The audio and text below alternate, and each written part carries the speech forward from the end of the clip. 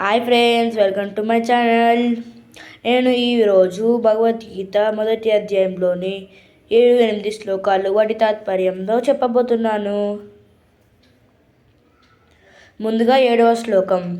అస్మాకం తు విశిష్టాయే తాని బోధ ద్విచోద్దమా నాయకా మమ సైన్యస్యం సైన్యార్థం తాన్ ప్రవీమితే. ఇప్పుడు తాత్పర్యం. దుర్యోధనుడు ద్రోణాచార్యుడితో పలికెను, ఓ బ్రాహ్మణోత్తమ, మన పక్షమున ఉన్న ముఖ్య యోధులు మహానాయకుల గురించి మీకు తెలుటకు చెబుతాను వినుము.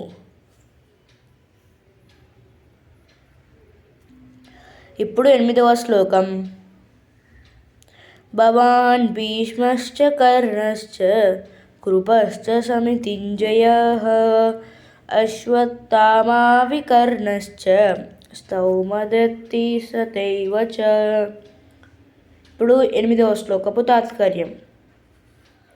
దుర్యోధనుడు ద్రోణాచార్యుడితో పలికెను, యూజులైన వీరును భీష్మపితామహులు, కర్ణుడు యుద్ధంలో విజయుడుగా, కృపాజన్యుడు, అశ్వత్థామ, వికర్ణుడు మరియు స్తౌమదత్తి ముఖ్యులు. భగవద్గీత మొదటి అధ్యాయంలోని 7-8 శ్లోకాలు వాటి తాత్పర్యంతో చెప్పడం పూర్తయింది.